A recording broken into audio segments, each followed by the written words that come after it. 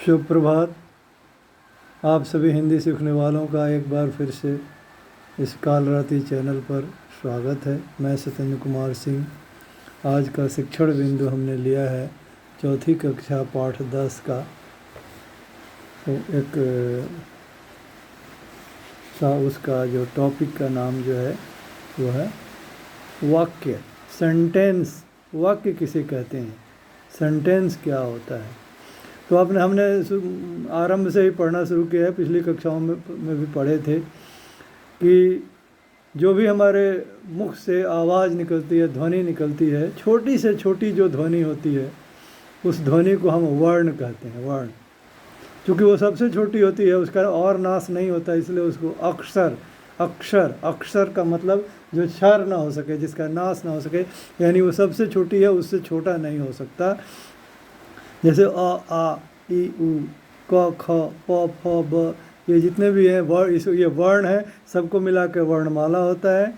और इन वर्णों को मिला करके जैसा कि हमने पढ़ा है शब्द बनते हैं। जैसे क और ल मिलके बन गया कल, क, द, म मिलके बन गया कदम। तो तीन छोटी छोटी ध्वनियाँ मिलकर कदम बन गया। तो सबसे छोटी ध्वनि वर्ण, वर्णों को मिला के शब्द, और शब्दों को जब हम अर्थपूर्ण तरीके से मिलाते हैं, अर्थपूर्ण ढंग से, तो उससे बनता है वाक्य।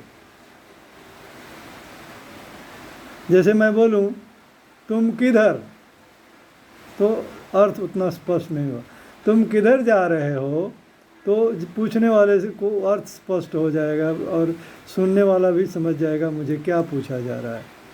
तो इन शब्दों के अर्थपूर्ण मेल को हम कहते हैं वाक्य, जिसको अंग्रेजी में सेंटेंस कहा जाता है। तो चलिए अब इसको हम पुस्तक की सहायता से फिर से देखें।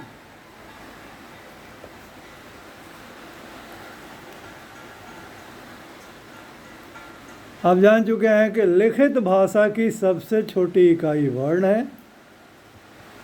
वर्णों का सार्थक समूह शब्द कहलाता है तथा शब्दों के व्यवस्थित और क्रमबद्ध समूह से बनता है वाक्य। कैसे बनता है? कोई भी शब्द मिला देने से नहीं बनेगा। जैसे कल, फल, जल मिला दिया, क्या बना? कुछ नहीं बना। कोई भी शब्दों को मिलाने से नहीं बनेगा। शब्दों के व्यवस्थित तथा क्रमबद्ध समूह से बनता है वाक्य। हम आपस में बातचीत वाक्यों से ही करते हैं। जैसे तुम्हारा नाम क्या है, मेरा नाम राहुल है, और तुम्हारा नाम क्या है, मैं स्मिता हूँ, तुम कौन सी कक्षा में पढ़ते हो, मैं 5वीं ही कक्षा में पढ़ता हूँ। तो इस बात से आप समझ गए होंगे कि क्या वाक्य की परिभाषा क्या, कि सार्थक शब्दों का व्यवस्थित और क्रमबद्ध समूह जिससे हमारी बात स्पष्ट हो जाए वाक्य कहलाता है। व्यवस्थित हो और क्रमबद्ध हो, सही क्रम में रखा हुआ हो, उल्टा पुल्टा रख देने से भी वो अर्थहीन हो जाएगा।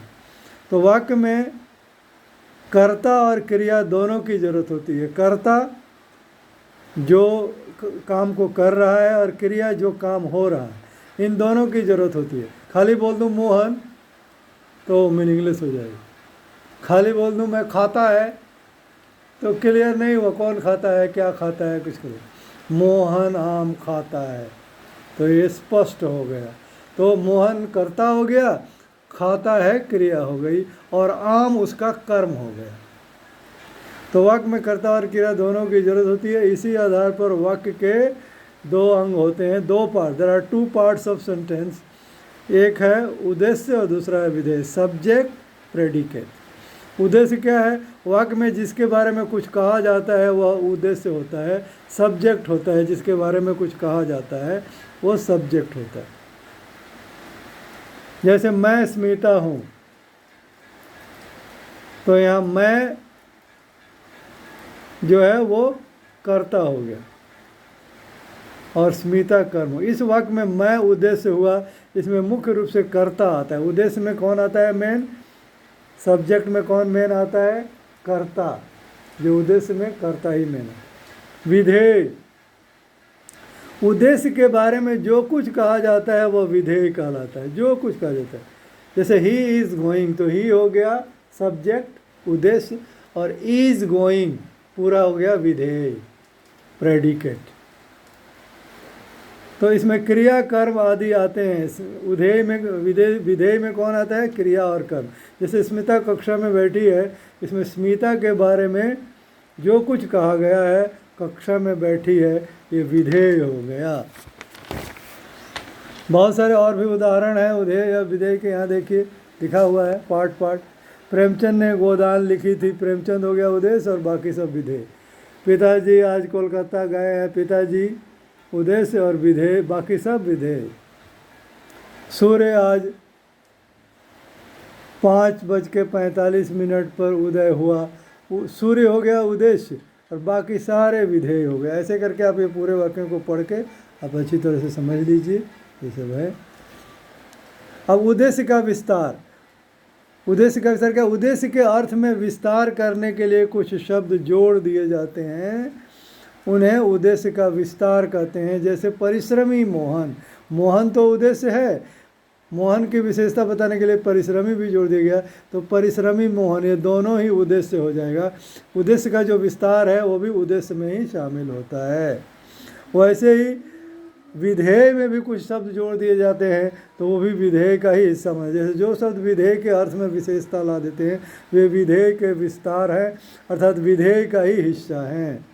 जैसे मोहन पाठ ध्यानपूर्वक सुनता है, मोहन पाठ सुनता है, तो पाठ सुनता है ये हो गया विधेय। लेकिन अगर उसमें ध्यानपूर्वक जुड़ गया तो ये भी विधेय ही हो गया, विधेय का ही हिस्सा हो गया। तो मोहन हो गया उद्देश्य और पाठ ध्यानपूर्वक सुनता है बन गया विधेय। तो इस तरह से यहाँ पर इसी पाठ के यहाँ पर सारांश दिया गया, समरी दी गई है, इसको भी आप देख लेंगे। यहाँ प्रश्नों के उत्तर में पहला प्रश्न का उत्तर है वाक्य किसे कहते हैं, इसके कितने अंग होते हैं? तो इसका उत्तर, ये जो क का उत्तर है मैंने यहाँ लिख दिया है, आप यहाँ मैंने मार्क कर दिया है उत्तर क, ये यहाँ तक ये क का उत्तर है, आप यहाँ से लिख लेंगे। ख का उत्तर क्या होगा? हिमालय भारत का पहरी रहा है, इसमें उद्देश्य तथा विधेय बताइए। तो हिमालय हो गया उद्देश्य और भारत का पहरी रहा है, ये बन गया विधेय, ये पूरा भारत। नटखट गिल्लू ने सबका मन मोह लिया, उसमें उद्देश्य का विस्तार बताइए। तो यहाँ गिल्लू एक्चुअली उद्देश्य है और नटखट उसका विस्तार है, तो इसलिए मैंने यहाँ लिख दिया इस वाक्य में नटखट उद्देश्य गिल्लू का विस्तार है। गिल्लू उसका उद्देश्य है जिसका विस्तार है नटखट। यहाँ रिक्त स्थानों की पूर्ति कीजिए, तो मैंने सही शब्द भर दिया है, रिक्त स्थान की पूर्ति कर दी है मैंने। इसके बाद निम्नलिखित वाक्यों में उद्देश्य और विधेय का अलग अलग कीजिए। तो उद्देश्य और विधेय को, ये रामनाथ ने, ये रमानाथ ने उद्देश्य बन गया और अपने जन्म दिवस पर दोस्तों को दावत देने की सोची, ये पूरा विधेय बन गया। वैसे इस वाक्य में पड़ोसी बहुत हैरान हुए, तो उद्देश्य हो गया पड़ोसी और बहुत हैरान हुए, ये हो गया विधेय। तो ऐसे सबका उद्देश्य और विधेय मैंने यहाँ लिख दिए हैं, आप इनको बड़े ध्यान से देख लीजिए, पढ़ लीजिए। ये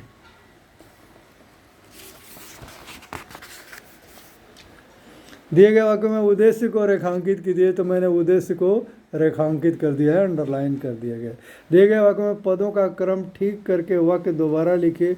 यहाँ क्रम उल्टा, मैं पढ़ रहा हूँ पुस्तक, उल्टा मैं पुस्तक पढ़ रहा हूँ। हिंदी में कर्ता होता है, उसके बाद कर्म होता है, उसके बाद बाकी क्रिया और दूसरी पूरक चीज़ें होती हैं। तो उसके अनुसार से मैं ये पूरा लिख दिया हूँ, इसको आप ध्यान से देख लीजिए। तो इस प्रकार अगर ये चैनल आपको पसंद आया तो आप इसे सब्सक्राइब करें, ऑल बेल आइकन दबाकर ऑल नोटिफिकेशन को क्लिक करें, वीडियो को लाइक करें और अधिक से अधिक लोगों में इसको बांटें, शेयर करें।